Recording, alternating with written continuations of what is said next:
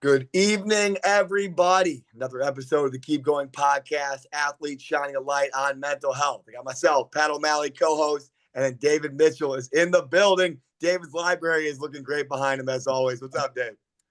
How we doing, P? We got a special guest on today, another Union Bulldog alumni, Luke Pell, in the house today. How we doing, Luke? I'm doing good, man. I'm doing good. Go Dogs. We're back. Yeah, man, we might as well be a Bulldogs podcast over the last couple of weeks. I love it, and I'm going to throw Dave on the spot because nothing we do here is scripted here at the Keep Going podcast. Dave, give me 3 words to describe Luke Pell. Oh, man. I think it's his work ethic, his character, and honestly, his ability to stand up for others stands out to me. Sounds like a heck of a teammate, Luke. And anybody that's a friend of Dave's is a friend of mine. Tell me why you wanted to come on today, man. I appreciate you taking time out of your Sunday. Oh, man. I mean, you guys go into the whole mental health side of baseball, or sports, life, just all that in general. And definitely something that is not looked into much, not talked about much. Definitely needs to be talked about and brought up more. Definitely something that needs to really get some more attention. So what you guys are doing here is awesome, and to be asked to be a part of it, definitely honored. No, man, we're honored to have you. And like I said, Dave has had some amazing peeps over the last couple of weeks, man. So I appreciate you following suit. Talk about what mental health means to you, man. I mean, definitely something that it should be top tier in everyone's life. Something gone through struggles with, grow, struggle. Just seems like a never-ending loop. So definitely something really important to me. Something that I definitely have started putting a real importance on recently. That has helped me substantially, and I think can help anyone in this world. So. No, I love that. Go ahead, Dave. Yeah, no, I like that a lot. Talk a little bit about how you got into baseball and how you ended up as a Bulldog in the end. Talk about a little Oh, bit about that. man, so I mean, grew up in a baseball family, whole entire family, cousins, dad, brother, everyone went on to play college baseball. But my path to becoming a Bulldog is definitely interesting. Out of high school, I had 8 Division I offers, trying to go play baseball somewhere else. And once COVID hit, I actually got all those pulled because all the returners came back. Guys that are graduating took their 5th year. So I ended up going the JUCO route, JUCO Bandit. Went to a small little school, even smaller than Union, out in Iowa, middle of nowhere, and grinded it out there in Iowa for 2 years. And all of a sudden, my head coach knew Lewis. Got one email from him, visited one time, and all of a sudden I signed a contract to be a Bulldog. So definitely was quite the route. Yeah, stay there. Obviously, my fiance, who I talk about all the time, was a COVID athlete, right? Ended up playing Division I. Talk about the adversity during that time. During COVID, you lose the offers. How bad did it get, and how'd you get through that? Because overall, man, I can't imagine having 8 on the table and then going through what we went through as a country. Honestly, go ahead. Yeah, so my senior year is when I got all my looks and everything. I didn't have anything until then, and then that got canceled. So I was still talking with these schools, went on some visits, played in some inter squad games. But once COVID hit and the NCAA gave back that year for guys graduating so they could go back, it was a matter of 2 days. I got 8 different phone calls, pulling every scholarship, every preferred walk on that I had, whatever it was, any looks. But getting through it, really, I just fell back on the only people I knew I could. Definitely my family, my girlfriend at the time. Well, still my current girlfriend. I shouldn't say at the time, but falling back on them definitely helped me out more than I can imagine, and more than I think I realized in the moment. It was actually my cousin who got me linked up with the junior college in Iowa. So they were definitely going above and beyond trying to help me. And beyond grateful for the support system that I was lucky enough to have. That's the beauty, man. Leaning on your people, leaning on your family, your friends, your girlfriend. I think that's beautiful, man. Nobody's too strong for when this stuff happens. Go ahead, Dave. Yeah, no doubt. I think we all go through times of adversity and uncertainty, and there's roads that we can't see in the future that probably we don't know what we can predict in the future. We can just predict in the now.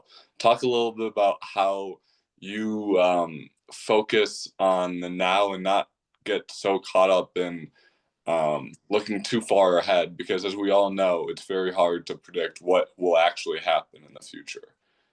Yeah, I mean, definitely, it was actually almost forced that I had to look on the now, which looking back at it really helped me. I mean, I could have definitely just said, all right, this is my sign. I'm done with baseball. I'm just going to go enjoy my 4 years of college and whatever. But It I would mean, have I been, was still, yeah, it would have been justified, you know? yeah, Yeah, go ahead. yeah. But, I couldn't give up the game. It's been there since the start of my life. It's really all I've ever known. So I only had like 2.5 months to enroll in that semester to still find somewhere to play. So looking at that, the what can I do right now was kind of all the only option I had. So I mean, I was emailing every junior college, Division 3, NAIA, any coach that had an email probably received one from my personal email at the time with a recruitment video and are you looking for any outfielders? Man, that's love right there. And I love the passion. I love the work ethic. Like David said when we started, we didn't even script that, right? Like you were gonna make sure there was no way you were gonna be left out of this experience. Talk about that for athletes that listen, right? For future employers that are looking for jobs. What allowed you to keep going in that season of your life? Oh, I mean, without a doubt, the same quote I lean on now. I've always been told it's always uh, what, not why. So, not why is this happening to me, not why did they do this or whatever. It's always what can I do? What's going on right now that I can do to change it? And talking to coaches, I mean, say I'm not playing as much, never going in and asking why, always asking what I can do. Um, you know, what can I do to get this or be better for my next job interview, whatever it is. Every situation that's ever come up in my life, it's always been what, not why. So that's something I live by. I love it. We had a guest on, Dave, and you probably remember McKenna Davidson, my brother's girlfriend, who talked about what can I do right now? She had a big time injury that always stuck with me. What can I do right now Hmm. to get me where I want to go? Beautifully said, Lou. Appreciate you. Go ahead, Dave. Yeah, I know you listened a little bit about Ed Milet here, but it's just one decision away. One Yeah. thing to go, okay, I'm going to do this right now in the moment. And not so much of like, oh, one day I'm going to do that. One day I'm going to do that. No, make the decision now of what you can do. I love that perspective on what you can control, and you get to decide what you do. Beautifully said, too, as well, David. I'm a big Ed guy, obviously, as you know. What I'll say, Luke, is it's awesome getting to know you from an outside perspective. Obviously, I love Jake Peterson. Jake Peterson's in my wedding coming up here in October. That's my guy. Talk Yeah. about Jake Peterson, and then let's parlay him. Talk about Ray Peterson as well. I mean, Coach Petey, what a guy. I mean, that dude is an absolute legend. To this day, people ask best hitting coach I've ever had, and it's Yeah. it's not even a hesitation. It's Petey, and it was never because of the mechanical adjustments or whatever. It was always the energy, emotion, and just everything he instilled and brought to the game. So Petey is definitely one of the best I've ever been around, and beyond grateful for everything he's ever helped me through. That junior year was a rough one at the start for me, and if not for Petey, I mean, I don't even know where I would be today. So, without a doubt, big shout out to him. I love that. And then talk about Ray. Was Ray there when you were there, Luke? No, I never got to meet Ray. I will tell you this, Dave, and you know Ray personally. Those guys came on together on this podcast, and they're cut from the same cloth. So, Luke, I hope one day you get to meet him too. Yeah, that would be Let's awesome. let's go into it. Let's talk about the keep going moment, man. That's our preface of our podcast. What did you go through that would have knocked down the normal man? Something that brought you down to your knees, you got back up, and now you're here talking about today. Give me your keep going moment. Oh man, my keep going moment was definitely not only, I would say that the top two I can remember was COVID ruining senior year, everything like that. Like, man, if I can get through this, who knows what else I can get through. There's not a chance something else can stop me doing that. And then definitely my freshman year, it was actually, I ripped the cartilage right off my bone in my hip and uh, suffered quite the injury, but decided not to go surgery, just to keep rehabbing it, keep working it. Played all 4 years of college on it, and the mental wear of what physical wear can do to you was definitely something that just kept me thinking, man, the love of the game is worth every last second of whatever I'm going through. And just finding that one thing that makes it all worth it, hanging on to that one last piece is all I've ever needed. Man, that's good stuff. Dave, go ahead. What do you got there? Yeah, I think that says a lot about you.